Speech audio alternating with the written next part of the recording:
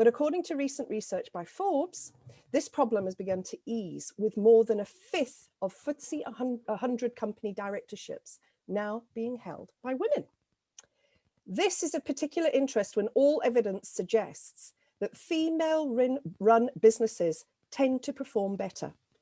To take one example, Forbes quotes Womanable, which is a social enterprise that specializes in female entrepreneurship.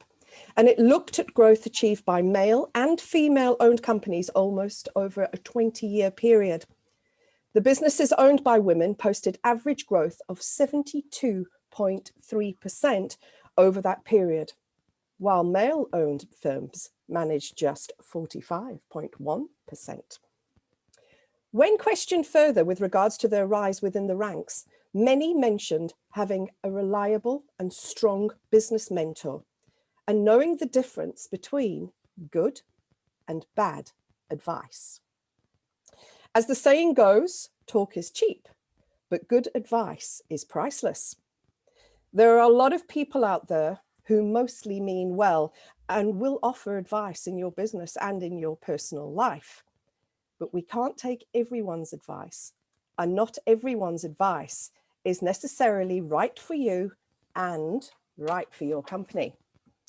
So with this in mind, we approached 5 Cumbrian businesswomen in leading roles within Cumbria.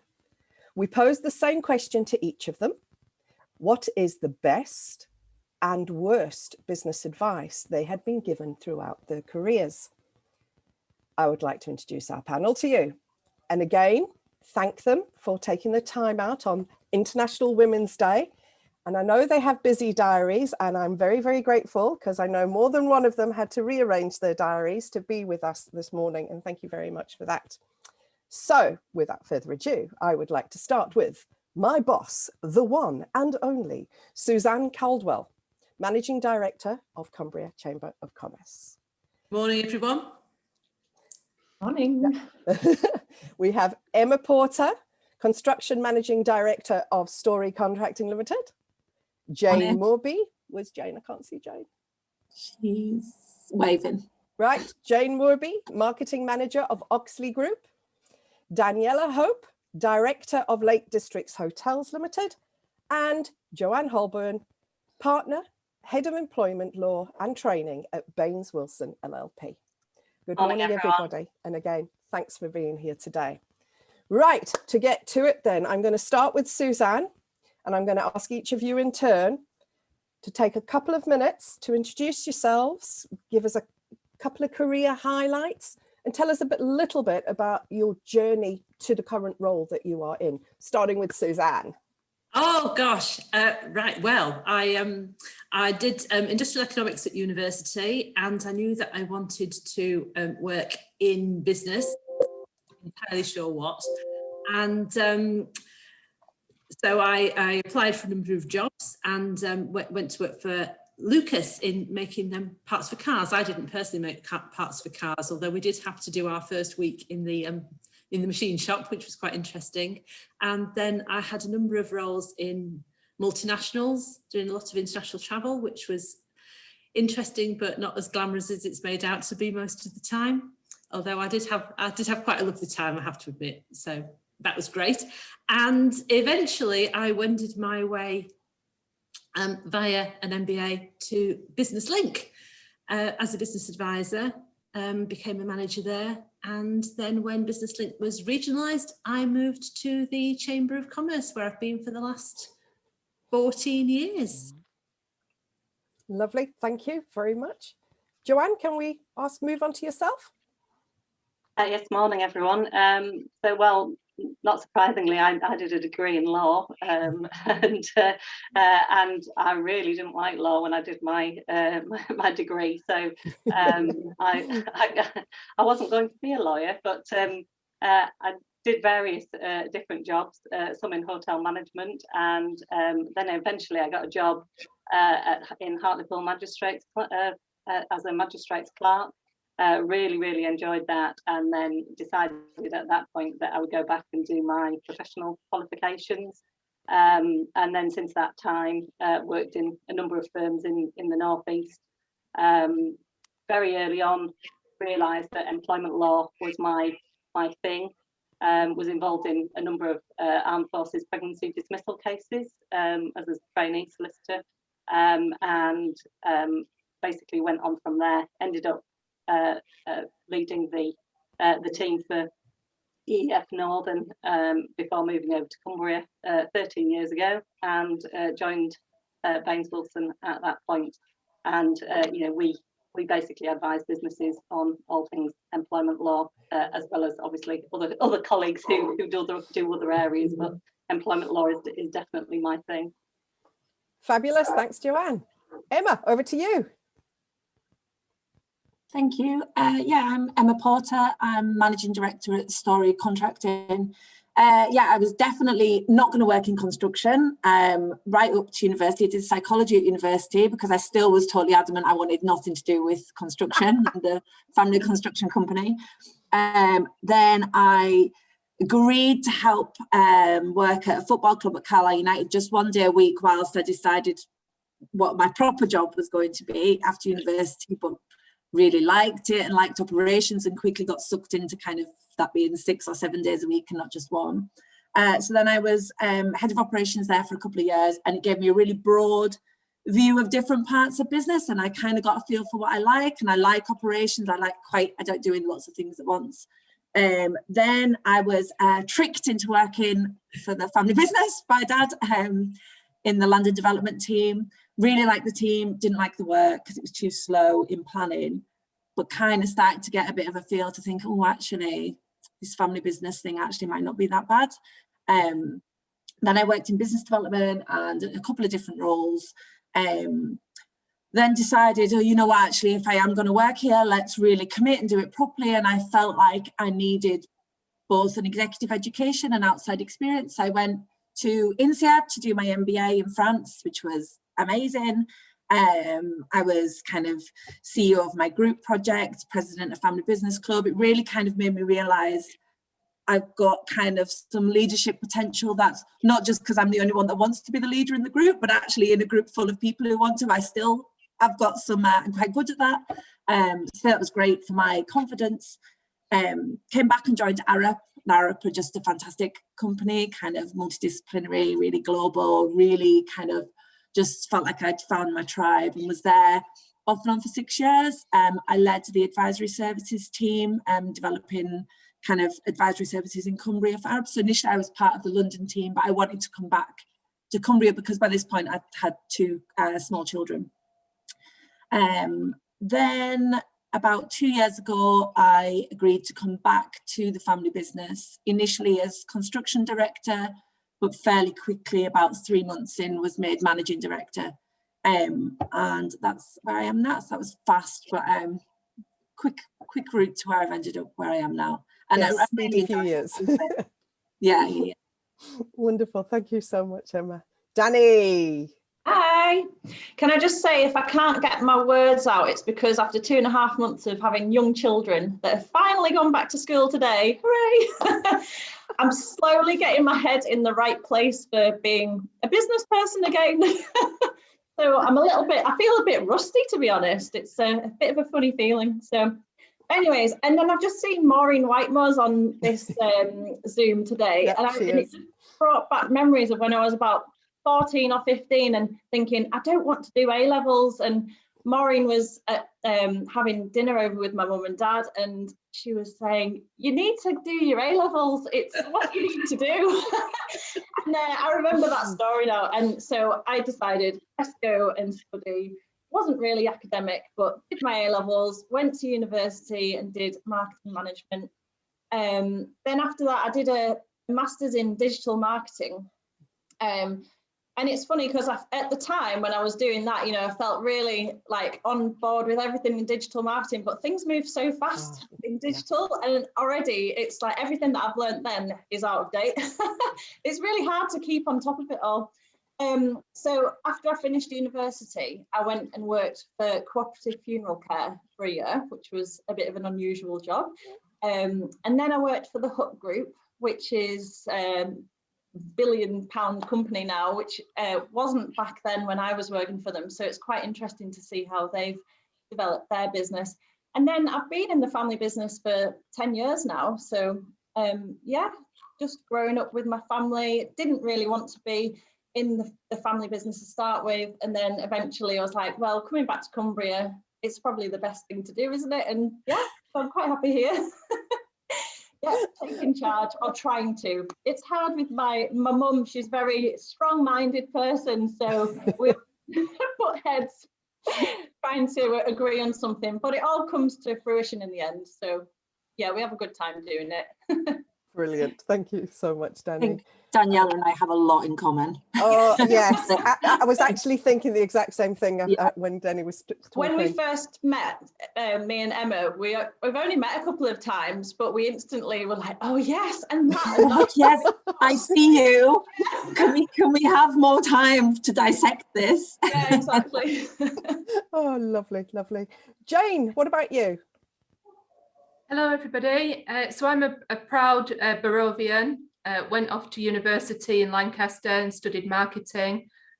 Since then, did a postgrad also in marketing, and went to join the co-op as well as Daniella. I was in court food retail as a graduate, working in Manchester. Then travelled around the country working with the co-op for a number of years, and working in their media and communications team.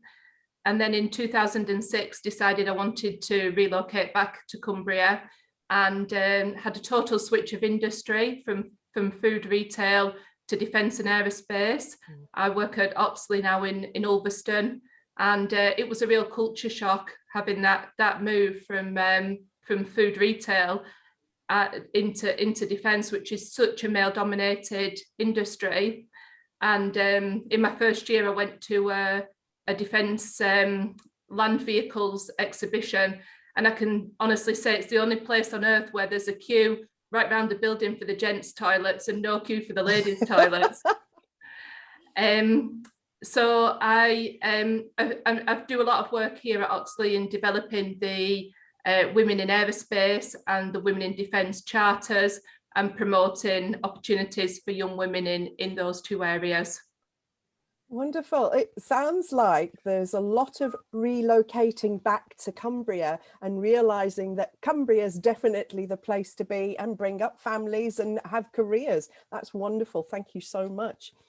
I'm sure everybody will agree that we've got an exceptional panel of women leaders, and I'm sure you are all as excited as I am and somewhat intrigued to hear what the views of the best and worst advice they have received is. So I am going to, in the words of Oscar Wilde, ask these ladies to pass on the good advice.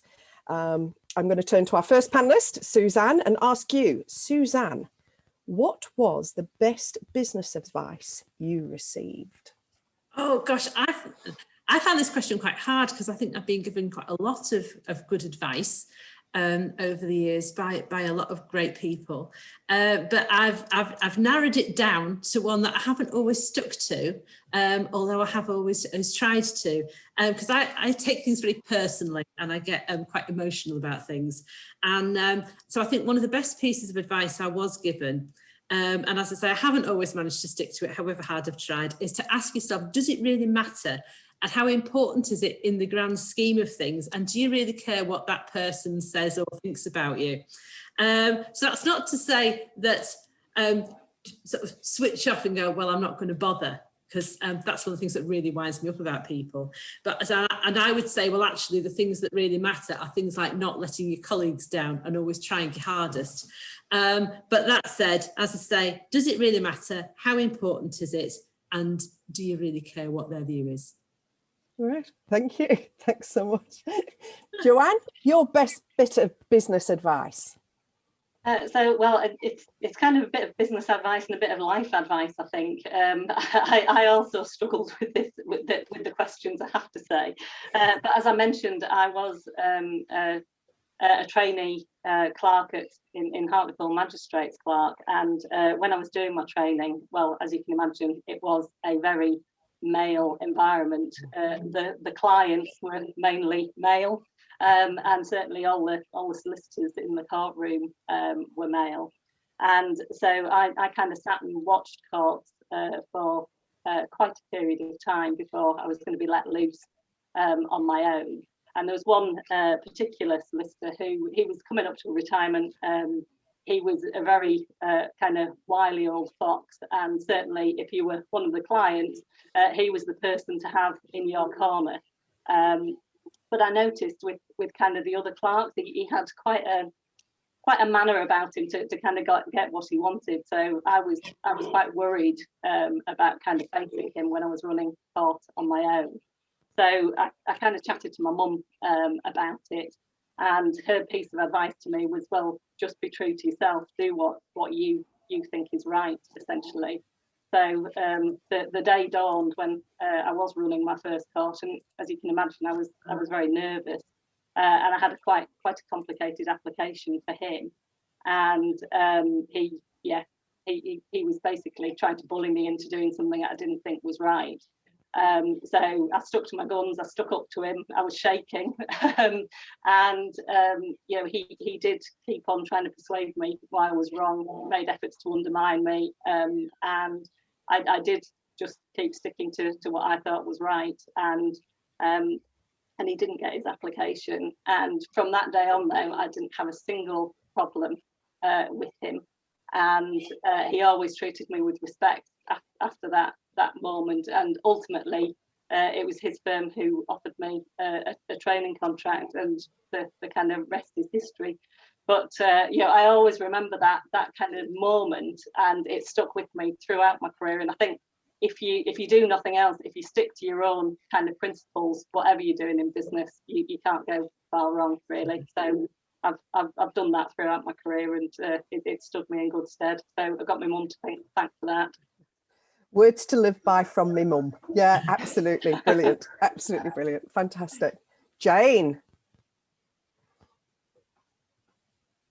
I think the best advice I've had is about recruiting people and growing a team. And the way to do that is to recruit people with the right attitude. And if you recruit people with the right attitude, the rest just happens.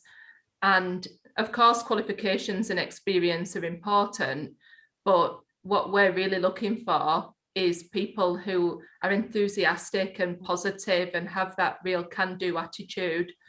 And we do a lot of work with young people to support young people into their careers. And what I always say to them is make sure that you make yourself stand out, get involved in the projects, get involved in the Duke of Edinburgh, the citizenship, the volunteering, the social action, all of those things that make you stand out, that show that you're enthusiastic and that you're positive and that you will make a difference. And what I would urge anybody here who are from the business community to do is to get involved with organisations like the Careers Hub or Furness Education and Skills Partnership, those organisations that support businesses and schools working together to be positive role models for young women, and to make sure that we raise the aspirations of young women, because there are a lot of young people in Cumbria who live in areas of deprivation, who might not have positive role models in their own circle. And it's all of our responsibility to do that. And I think if we can support young people in developing those skills, then it helps us all as a business community, because then we've got people with those good attitudes coming into the workplace, and that's, you know, supports us all in trying to do what we're trying to achieve in our day jobs. Yeah, very, very well said. Thank you, Jayne. That was lovely, wonderful. Emma, best business advice you received? Yeah, so similar to Suzanne, I kind of struggled, like I felt like I have a lot of, when I was thinking about this, a lot of good advice for business. I struggled to think of bad advice for business, and the exact opposite true for parenting, a lot of terrible advice on parenting and not enough good. But it kind of trying to narrow it down to one. When I did my MBA in France, and I did an elective called Psychological Issues in Management. And I think I think sometimes being a woman in a very male-dominated industry, and I think partly as well being kind of the boss's daughter, I'm always very, very kind of anxious to prove myself and to prove that I've earned it and to prove I've not just been given it on a plate. And so it was close to the end of the course and we were talking about next roles. And at the time, the business story were wanting me to come back doing the job I'm actually doing now, managing director. And I said in the class in front of people, I said, oh, you know, well, the family business want me to go and do managing director, but I'm not ready for that yet. I want to wait until I really feel ready. And before this moment, I thought that was nothing but a good thing. You know, it was really humble and I was really trying to prove myself and it was really totally merit-based and no favoritism. And my professor, a woman called Jennifer Pettiglery, who's just amazing, Jen was like, no, let me stop you right there in front of the whole class. And she totally gave me the biggest telling off I think she ever gave anyone in the class. She was like, if they think you're ready, you're ready. It is not down to you to say you're not ready. You just take it and you figure it out. A man would never say they're not. And it was really the first time it ever occurred to me that the voice inside my head saying, oh, you're not ready, wait till you're ready, was anything other than a positive thing. Like, I thought that was really good, like really admirable. Like, and Jen was like, no, like, cut that out right now. Like, if you get offered a promotion or you say yes, you go for it. You're smart, you'll figure it out. Go for it and work out when you get there. And it really changed my outlook quite a lot. It hadn't even occurred to me that I should be doing that before then. I thought I was supposed to kind of, you know, tick all the boxes before I went for it and totally meet all the criteria for a job. And, you know, there's loads of research that backs this up. There's the famous Harvard one, isn't there, that shows that women will go for it when they can do 100%, but men will go at 60%. And it just was really, really a moment where I totally rethought the way I thought about it.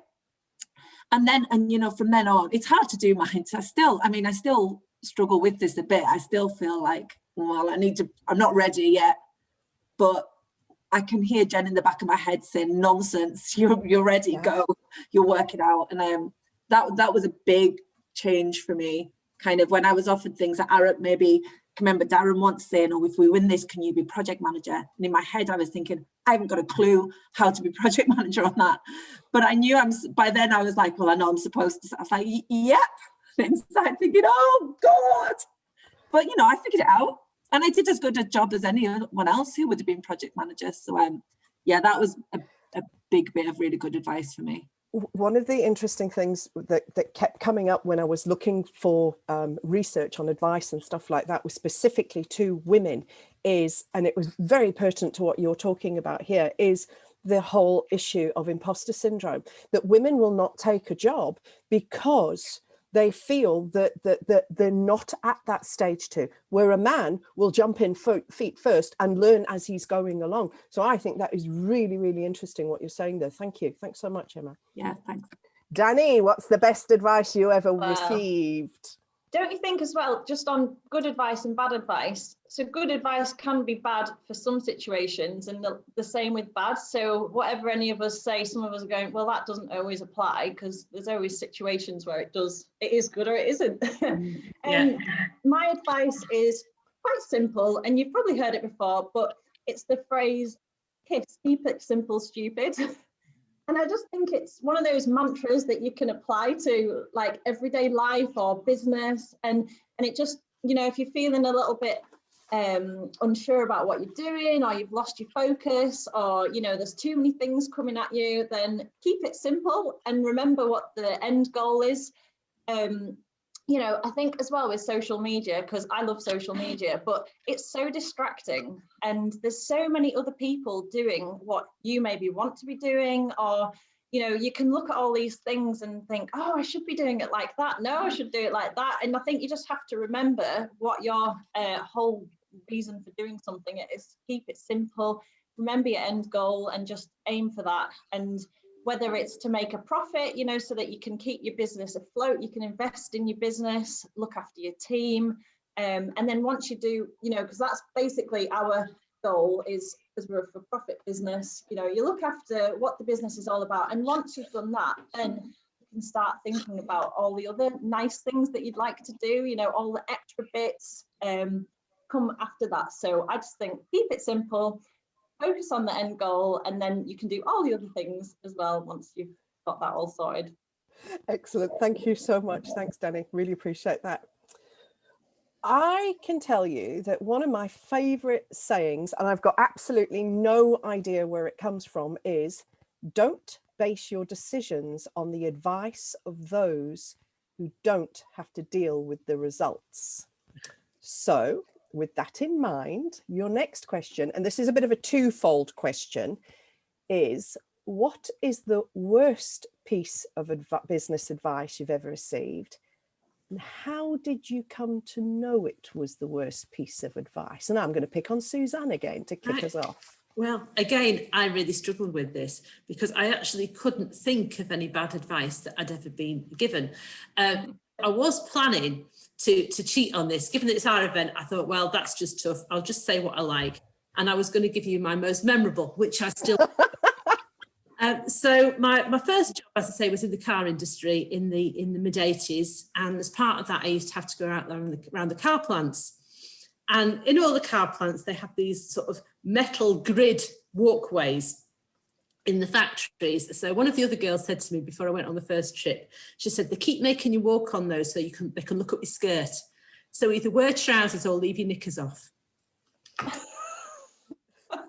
So that was my most memorable, and I must say that's stayed with me for a very long time. But that actually, coming from the automotive industry, that actually reminded people not of a piece of advice that I'd been given, but of a lesson that had been demonstrated to me by somebody else in the same industry. So, and this advice comes from my dad's friend, who we used to call Uncle Frank when I was a little girl. And it's the received wisdom that the definition of insanity is doing the same thing over and over again and expecting a different outcome. And I say, Frank, he became marketing director of Unipart, and he was approached one day to sponsor an up-and-coming driver. And he said, no, enough's enough. I'm sick of this. You keep bringing forward these drivers. We keep sponsoring them. They never come to anything. We never get anything out of it. It's a complete waste of time and money. I'm having nothing else to do with it. So they didn't. And that driver was Lewis Hamilton. So the moral of this story is, if something doesn't work, it isn't necessarily a bad idea. It might just be that there's something wrong in the implementation or the timing. So don't necessarily dismiss it. Excellent. Thanks, Suzanne. Oh, brilliant. Joanne, worst piece of advice, and how did you come to know it? I think I've possibly cheated a bit with this one because it's kind of it was some advice about becoming a business owner, which is also possibly one of the best things I've ever done. So yeah, when I was moving over from the northeast, I was kind of told that becoming a business owner wouldn't be that much different. I'd been running a legal team. I was responsible for getting the kind of work in, and that just buying into a business, I wouldn't really notice that much difference. But I think what I wasn't prepared for was that sense of responsibility you feel for your staff and their future careers.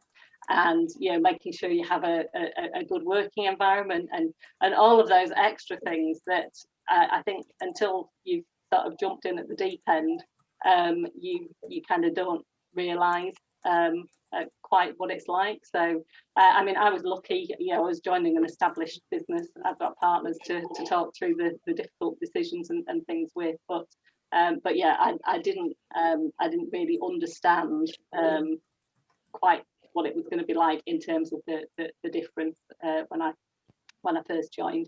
But now, obviously, I wouldn't change it, and I think I'd probably be a nightmare as an employee for anybody else. But and I mean, one of the things I absolutely love at the moment is I'm responsible for kind of recruitment and bringing trainees into the firm and through the firm. And it's one of the nicest parts of my job is telling somebody, yes, we're going to offer you a training contract, and having that opportunity. And it's particularly great because I think Cumbria is a fantastic place to work and do business, and it's a passion of mine to you have a really fantastic career in Cumbria. So being able to kind of offer that on a very limited basis, but there are opportunities here, and it's great to be able to offer them to people. So yeah, I wouldn't change it, but it was a bit of a shock to the system initially. Wonderful, thanks so much, Joanne. Right, Jayne, worst piece of business advice and how come? So I think the worst piece of advice that I can remember, and as Daniella said, it's very much an individual thing, I think, depending on the situation you're in and your personal style. But I worked with a very sort of aggressive and competitive colleague, and they said to me, sometimes you have to trample on other people to get to the top, and I found that's absolutely not true. And I found it out by having bad bosses and having good bosses. And here at Oxley, we've got a really empowered culture. So the way that we operate, and we've gone through a huge cultural change to introduce this, the way we operate is that we communicate with our people in our team to let them know what we are trying to achieve as a business. We then set them targets. We then give them a framework, and then we give them freedom within that framework and empower them to go away and make things happen. So we don't have any limits on who can have the good ideas and who can make an impact. We enable them to be able to make the business improvements that they want to make in order to be successful. And then when they are successful, we recognise them and we thank them, and we all share in that success. And I think one of our core values in the business is that we have fun when we come to work, and it feels like that. It feels a nice place to work. It feels enjoyable. We always set aside time for coming in and having a good time. And it's not just a nice to have, because we're engaging our workforce and empowering our workforce, we achieve the business results as well. And when you get to a point where you can achieve the business results, everybody shares in the benefits of that. So, I absolutely don't believe that you do have to climb over other people to be successful. I believe you have to engage and empower the people around you, and then it happens in so much more of a nicer way. Wonderful. Thank you very, very much. That was excellent. Thank you. So next victim is Emma. Yeah, so for my one, I don't remember specifically being kind of told this as a piece of advice, more something that I'd observed and thought was right. So definitely, I think probably other industries as well, but definitely in construction, I thought that good negotiation style was like really firm, like really standing your ground, really winning and destroying your opponent. And I thought that was what good negotiation looked like. I thought, that's how you're supposed to do it. You're supposed to go in and just absolutely like annihilate them and leave them bleeding on the floor as you walk out with everything. And I just realized as I was thinking about it, both my examples are from INSEAD. Maybe that's just an indicator that I got value for money, that I learned things there. But when I was at INSEAD, again, I did an elective called negotiations, because I thought, I need to learn this. I'm not very good at this part of it. I don't really do negotiations the way I see the men in my industry doing negotiations. So I better figure it out. I better figure out how to be much tougher and really kind of win. And then the course was the exact opposite of that. Like, good negotiation isn't defeating your opponent and standing your ground and never backing down. It's about listening and understanding what the other party wants and what they need and where the middle ground is, and being kind of strong on issues but soft on people and building relationships. And it was just the exact opposite of what I'd kind of thought good negotiations were about. And then it was just such a kind of another revelation there, where I was like, I can do this, like listening and working it out. And just to tell a quick story of where it worked really well.